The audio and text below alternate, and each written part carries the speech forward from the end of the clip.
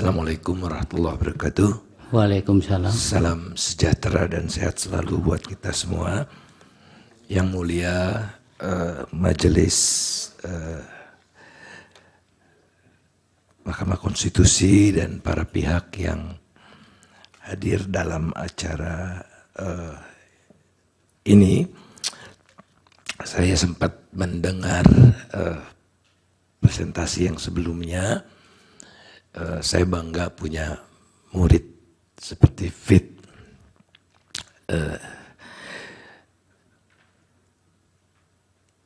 Saya ingin mengaitkan, kalau tadi angka-angka, saya ingin menambahkan atau melengkapi dari perspektif teori juga. Yang kerap dipakai adalah teori gentong babi.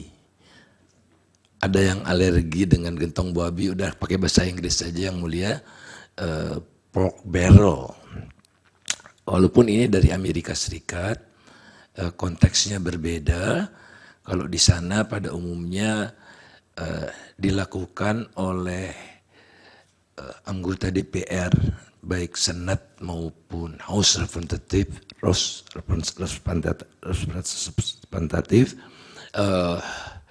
yang ingin terpilih kembali. Mereka memasukkan proyek-proyek yang menggelontorkan uang banyak di daerah konstituennya, di distrik mereka itu, agar terpilih kembali. Sedemikian makin parahnya keadaan itu membuat sampai ada NGO yang khusus memelototi pork barrel ini karena memang membiaskan demokrasi itu.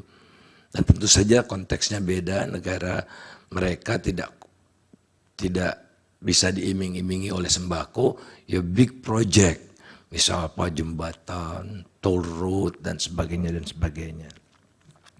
Nah jadi secara umum bisa dikatakan bahwa pork barrel ini di negara-negara berkembang wujudnya berbeda karena pendapatannya masih rendah, angka kemiskinannya tinggi. Di Indonesia penduduk miskin ekstrim, miskin, nyaris miskin, rentan miskin, itu kira-kira hampir separuh dari penduduk.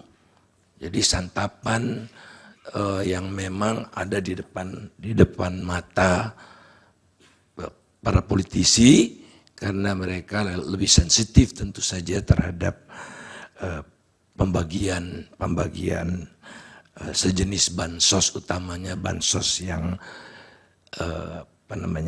bansos yang ad hoc sifatnya. Kalau atas izin yang mulia boleh slide kedua. Sedemikian parahnya yang bisa ditunjukkan oleh bansos ini sebetulnya dialami oleh berbagai negara, termasuk juga di Indonesia. Ya. Bahkan KPK, Kementerian Dalam Negeri, mengatakan akan mengikuti saran KPK untuk membuat aturan lewat perda menghadapi pilkada serentak yang akan datang itu 2 sampai 3 bulan sebelum pilkada enggak boleh ada bansos. Sadar di sini. Tapi pertanyaannya, kok pilkada dibatasi, pemilu tidak gitu. Ya. Nah, jadi kan ini membuktikan betapa efektifnya bansos itu secara kuantitatif maupun secara kualitatif. Gitu. Lanjut. Nah, kemudian kalau pork barrel itu sebetulnya metafor dari menggelontorkan uang. Celengan juga kan biasanya simbolnya babi gitu. Nah, lebih parah di Indonesia, tidak hanya gelontoran uang, tapi juga mobilisasi pejabat sampai ke level bawah. Ini yang saya tunjukkan, misalnya Erlangga Tarto, ya, yang mengatakan ini sumbangan Pak Jokowi. Oleh karena itu harus berterima kasih kepada Pak Jokowi dengan cara memilih yang didukung Pak Jokowi. Dikatakan juga oleh Menteri Investasi Pak Bahlil bahwa silakan aja bikin sendiri Bu Risma. Ya, dipikir semua menteri mentalitasnya, moralitasnya seperti dia. Bu Risma tidak mau mempolitisasi bansos. Jadi sudah uangnya ada, tapi kurang magnetnya harus ditunjukkan. Ini loh yang ngasih secara demonstratif. Maka Erlangga Hartarto misalnya, dan banyak menteri lagi lah. Tapi yang paling vulgar itu ya Erlangga Hartarto, Bahlil, dan Zulkifli Hasan. Lanjut. Ini yang saya katakan tadi, kita lewati saja untuk menyingkat waktu. Nah kemudian ada El Nino. Diperpanjanglah El Nino ini atas permintaan Menko Perekonomian Erlangga. Kenapa Erlangga Hartarto minta diperpanjang? Setelah saya dapat masukan lewat dialog, entah dialognya atau orang, 2 orang saya tidak tahu. Penerima El Nino mau nggak kalau diteruskan dana El Nino? Ya hampir bisa dipastikan semua orang yang ditanya yang udah nerima ya akan terus. Sedemikian vulgarnya argumen-argumen yang disampaikan untuk menjustifikasi agar betul-betul orang yang terakhir menerima dana, menerima bansos itu sebelum ke bilik suara itulah yang paling diingat. Ya. Jadi ini politik seperti ini membahayakan masa depan Indonesia karena tahun pertama sampai tahun keempat udah entertainment aja sama oligarki. Oligarki tidak menyelesaikan kemiskinan, nanti diselesaikan untuk pemilihan umum yang akan datang. Mengerikan yang mulia, mengerikan. Ya, bagi daerah pilkada maupun bagi demokrasi, masa depan kita dan anak cucu kita akan menghadapi kesuraman. Akhirnya potensi menjadi sangat membahayakan eksistensi bangsa ini. Lanjut. Nah, kemudian saya ingin menunjukkan lagi El Nino-nya sudah mereda. Minta perpanjang El Nino. Kenapa sih minta diperpanjang? Karena ingin diciptakan panggung-panggung baru itu. Tidak cukup digelontorkan lewat mekanisme yang ada begitu, tapi harus ditunjukkan nih yang ngasih ini pakai seragam tertentu, pesan tertentu, dan sebagainya dan sebagainya. Jadi panggung-panggung yang diciptakan itu untuk memastikan efektivitas bansos ini semaksimal mungkin. Nah, kita lihat El Nino sudah mereda. Kemudian juga kalau kita lihat jumlah kekeringan, jumlah banjir, dan cuaca ekstrim lebih parah tahun 2021 daripada 2023. Kenapa 2021 tidak ada El Nino? Jadi nyata bahwa El Nino ini kebutuhan untuk meningkatkan suara, only that dari segi data itu. Ini yang sangat memilukan dan seolah-olah kita semua bodoh. Ramalan cuaca sudah disupport oleh BKMG, BPS sudah disupport oleh BRIN dan sebagainya itu. Ya, jadi tidak dipercaya lembaga yang memerintah sendiri. Ini kelihatan di sini dengan segala macam bencana yang selalu ada, tapi tidak ada yang bersifat nasional. Itu luas lahan panen itu tetap di atas 10 juta, tidak pernah di bawah 10 juta. Produktivitas naik sehingga per hektarnya naik, sehingga produksi beras, saya langsung saja ke beras, cuma turun 600-an ribu ton. Tapi seolah-olah kita mau kiamat, diimporlah 3 juta ton beras. Logikanya, kalau 3 juta ton beras ini digelontorkan ke pasar, tidak mungkin harga beras mencapai harga tertinggi sepanjang sejarah pada bulan Februari yang lalu. Jadi kita impor ini untuk apa kalau untuk tidak untuk stabilisasi pangan? Tujuan impor kan karena pasokan di dalam negeri terbatas, sehingga pasokan terbatas sehingga harga naik. Oleh karena itulah ada stabilisasi, kita tidak bisa menunggu panen sebelumnya, kita impor. Importnya 3 juta ton, padahal penurunan produksinya 600-an ribu ton. Apa yang ada di kepala mereka itu? Oh, siapa tahu nanti 2 periode ya masih bisa nih ada stok buat bagi-bagi beras sampai putaran, maaf bukan periode, putaran. Jadi penuh dengan siasat yang menurut saya sudah keterlaluan lah, terlalu vulgar.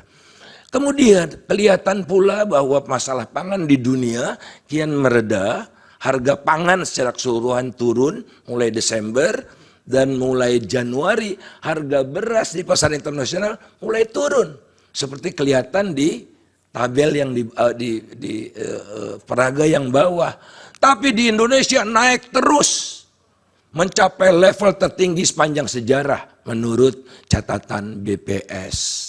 Ya, untuk menyopankan harga supaya tidak 17.000, cakupan berasnya ditambah yang murah-murah sehingga jadi 15.000, tapi yang manapun itu tertinggi sepanjang sejarah.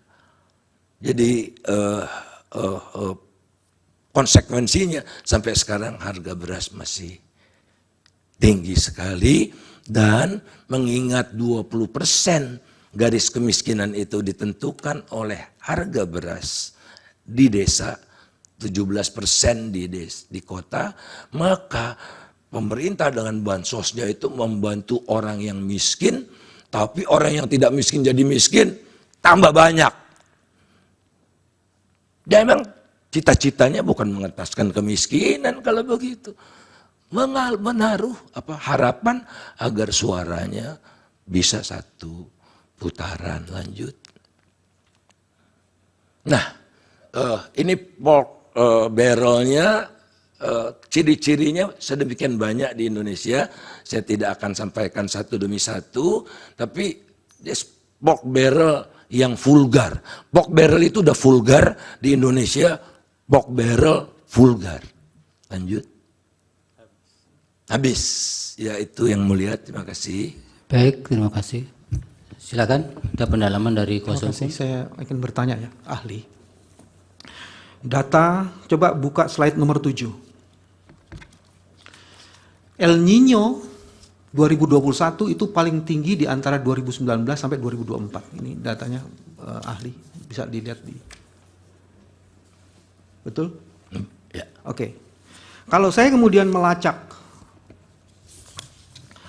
berapa jumlah bansos yang diberikan tahun 2021 ketika El Nino tinggi, itu hanya 468,2 triliun. Di El Nino 2024 yang jauh lebih rendah, tapi dia meningkat 496,8 triliun. Jadi hampir 30 triliun. Di saat El Nino gila-gilaan 2021 itu, dibandingkan 2024 yang El Nino-nya tidak gila-gilaan, itu ada peningkatan bansos sekitar 30 triliun. 1. Terus yang kedua yang menarik adalah tadi juga data. Lanjutannya poin 8. Ternyata akibat El Nino itu penurunannya hanya atau di produksi beras itu hanya 600.000 ton. Tapi kemudian diminta untuk melakukan import 2,63 juta ton. Hampir 3 juta ton. Ya kan? Berarti naiknya itu sekitar, selisihnya itu menjadi hampir, kalau dia data itu, selisihnya 2,63, itu kira-kira 500% naiknya. Coba buka data lagi, setelah itu saya akan bertanya. Data nomor 6. Di nomor 6, ya, Ternyata impor beras itu dipakai untuk sesuai dengan data nomor 4. Itu kan impor beras ya. Betul ya? Jadi menyalurkan beras dengan atribut, mari kita kaitkan dengan poin 4, slide nomor 4. Nih Bang Faisal, ahli. Oke. Pertanyaan saya begini jadi.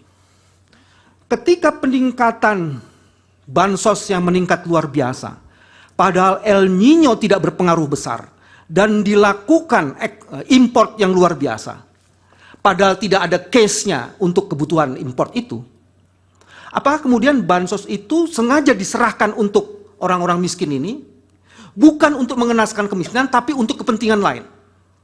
Karena data yang lain, Bang Faisal, antara 2023 dan 2024 itu ada kenaikan 3,36 triliun, ada 30%-an datanya itu. Saya baca ya ininya supaya nggak salah. Januari 2023 itu ada 3,38 triliun. Januari 2024 ada 12,45 triliun. Jadi 400%. Jadi pertanyaannya itu, ini berpengaruhnya kalau tidak mengentaskan kemiskinan, apa ada kaitannya dengan elektoral? Iya. Nanti Pak. Bapak jawabnya nanti sekaligus. Jawabnya sekaligus nanti. Setelah semuanya tanya. Iya. Gabung yang mulia. Iya, digabung. Oke, baik. Terima kasih. Saya harus catat. Pak Repli apa? Satu pertanyaan. Oh, oke. Jadi tadi saudara ahli mengatakan penurunan beras produksi itu hanya 0,6 ton, tapi impor 3 Juta. ton. 3 juta ton ya. 0,6 juta ton. Ya. Pertanyaan saya, ini pertanyaan orang bodoh aja ya. Itu dikemanakan saja beras yang selisih tersebut ya. Lalu kenapa harga meningkat? Ada nggak bau-bau rente dalam soal seperti itu? Lalu bagaimana kaitannya dengan pemilu sekalian saja atau pilpres? Begitu. Dari termohon silakan. Cukup pihak terkait. Ada yang mulia. Saya mencoba berusaha melakukan pertanyaan orang pintar, bukan orang bodoh. Saudara ahli,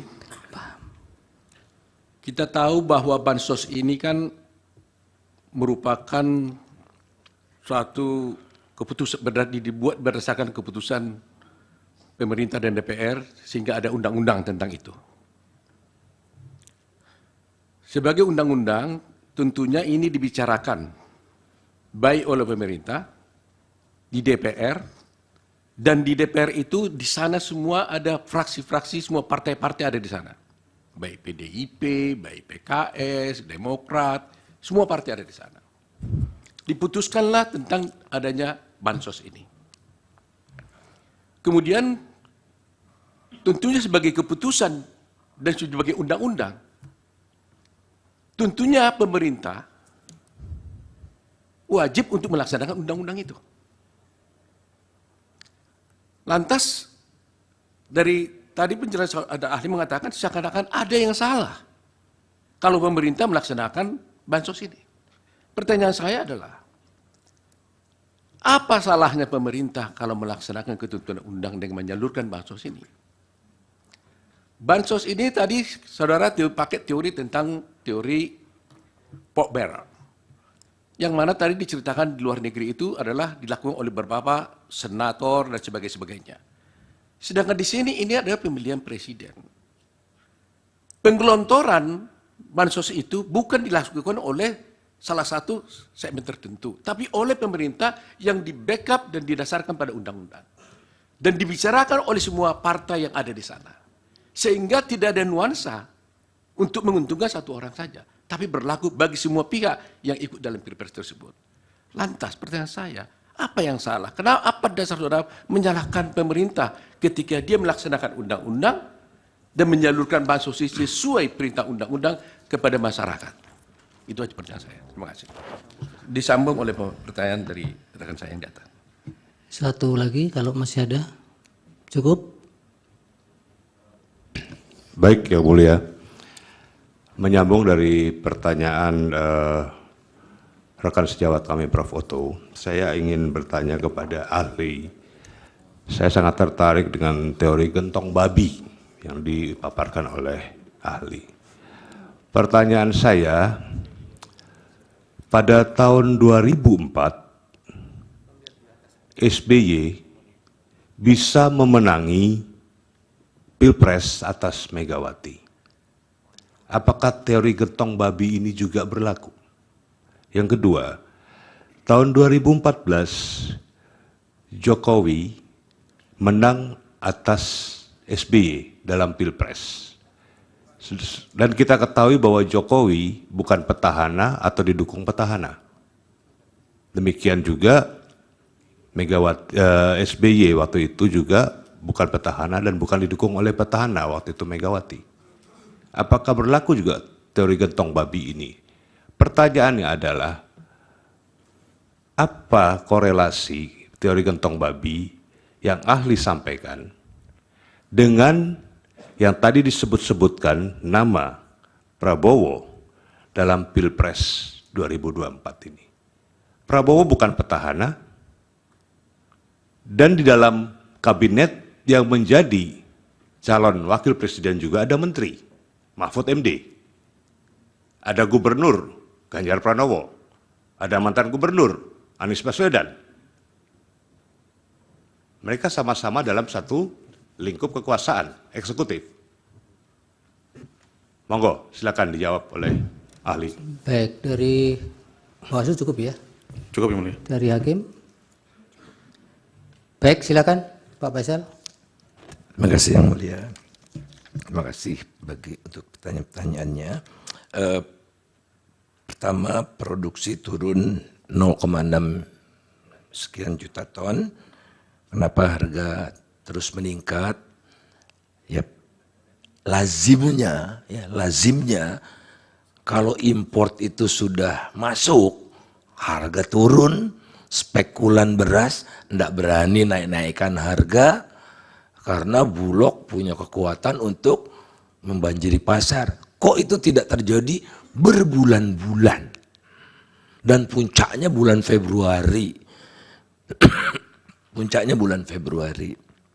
Oleh karena itu, hampir bisa dipastikan secara teoritis pun mendukung bahwa digunakan untuk kebutuhan tidak semata-mata untuk stabilisasi harga. Supermarket modern kekurangan pasokan. Dan ini menariknya di pasar-pasar tradisional ada tapi terbatas, harganya mulai naik gitu.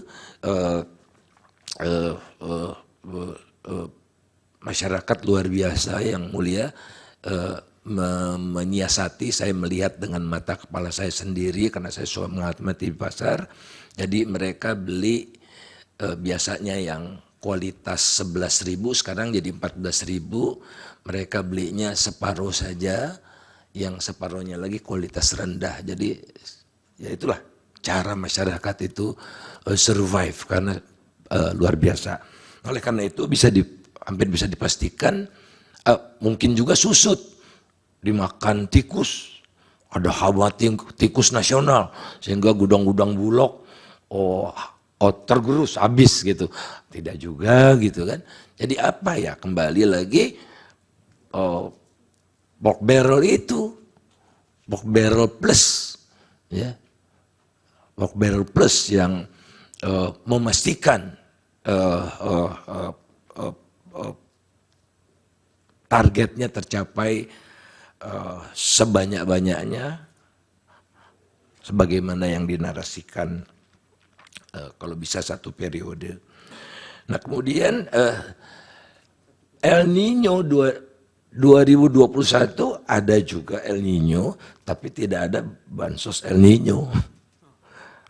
Tatkala intensitas El Nino-nya lebih tinggi dari 2023-2024 gitu. Dan ini pun diperpanjang lagi kan, sudah tidak ada El Nino, ada bansos El Nino udah hampir selesai dan intensitasnya lebih tinggi tahun 2021 gitu. Tapi tidak ada waktu itu bansos, lagi-lagi ya karena tahun ini spesial ada pemilu gitu. Sesederhana itu. Kemudian kalau dilihat dari terkait dengan bansos, sebetulnya gelondongannya kan perlindungan sosial. Jadi ini adalah program social protection. Jadi ini bukan, kalau bansos itu seolah-olah belas kasihan, kemurah hatian. Enggak, ini adalah kewajiban negara untuk mengentaskan orang miskin untuk tidak jadi miskin, dan orang yang belum miskin tidak masuk ke jurang kemiskinan. Itulah perlindungan sosial namanya. Tapi varian bansosnya semakin banyak. Disetujui DPR tentu.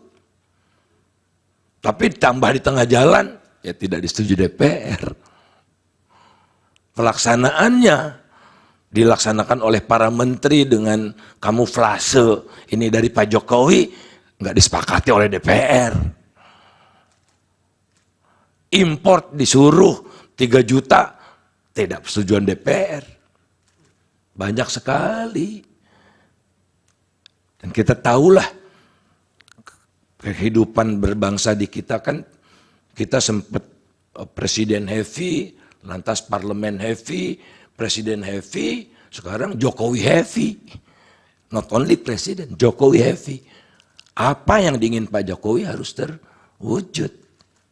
Itu yang membuat situasinya lebih masif, dan matter of time saja nanti penerima bansos-bansos itu juga banyak yang tumpang tindih. Di Sunter, di daerah hampir tiap hari ada pembagian bansos untuk orang yang sama. Pusing ini bansos apa lagi katanya. Orangnya itu juga kan. Yang miskin itu kan, yang miskin. Kemudian kalau yang bagi-bagi lempar seperti ngasih makan bebek, ya, itu cuma ada di Indonesia itu. Dilaksanakan oleh presiden sendiri. Betapa tidak beradabnya manusia Indonesia di mata Pak Jokowi. Udah biasa. Dan intensitasnya tahun ini luar biasa. Intens, bahkan pernah berkantor di salah satu provinsi besar untuk bagi-bagi. Saya sebetulnya ingin cerita tapi tidak etis. Bisa dipersingkat, waktunya sudah habis Pak Faisal. Waktunya baik Bapak, makasih. Masih terakhir tadi pertanyaan pihak terkait yang belum terjawab, bisa diberi waktu 1-2 menit. Tong babi. Ya, yang keterlibatan mantan-mantan gubernur, kemudian toh ikut kontestasi juga itu. Kan ini pemilu nasional, relevan marketnya kalau di pengadilan KPPU yang mulia, relevan marketnya bukan provinsi. Jadi gentong babi ini mengacu pada praktik yang dilakukan oleh politisi yang menduduki jabatan tinggi di pemerintahan pusat, yang mampu menggelotorkan uang lebih besar gitu, agar menarik pemilih sehingga dia terpilih kembali. Jadi beda relevan market kalau kita bicara gubernur, bupati dan sebagainya, karena yang dihitung adalah nasional, dan gubernur atau bupati tidak punya aparat sampai ke seluruh Indonesia. Gubernur Jawa Timur tidak bisa memerintah kepala desa di Papua. Tapi kalau presiden bisa. Kalau menteri dalam negeri bisa. Polisi bisa. Itu kira-kira bedanya. Baik, terima kasih. Pertanyaan kami juga belum dijawab Yang Mulia. Sudah tadi, keterlibatan DPR tadi kan? Ya, tapi Hanya memang ada beberapa actionnya yang kemudian tidak match, itu tidak maunya DPR. Sudah dijawab tadi? ya, Pada bagian mana yang dijawab? apakah memang pemerintah yang melaksanakan ketentuan undang-undang tentang bansos itu, apakah bisa dipersalahkan pemerintahnya kalau melaksanakan ketentuan undang-undang? Saya rasa jelas tidak perlu dipermasalahkan. Ya, pemerintah wajib untuk melindungi rakyatnya, membantu bantuan sosial kalau ada bencana alam, kalau ada gempa bumi, ada tanah longsor, ada El Nino, dan semuanya ada indikatornya. Oke, cukup Pak. Yang Mulia, mungkin ada miss sedikit. Pertanyaan saya tadi bukan menyangkut gubernur. Pertanyaan saya tadi adalah bagaimana ketika tahun 2004 itu SBY bisa menang atas Megawati dalam Pilpres, dan kemudian 2014 Ya, Jokowi ada yang menang ditambahkan Pak Faisal dalam berkaitan dengan itu? Ya, itu belum dijawab. Tidak masuk dalam kriteria politik gentong babi karena Pak SBY waktu itu bukan incumbent. Pak SBY incumbent pada pemilu berikutnya. Setelah itu dia tidak menyiapkan dinastinya, anaknya. Jadi dia bebaskan waktu yang Baik, cukup Pak Faisal. Terima kasih waktunya. Mudah-mudahan dapat dipertimbangkan untuk dapat menjadi pertimbangan mahkamah dalam menjatuhkan putusan. Cukup keterangannya. Terima kasih. terima kasih Yang Mulia.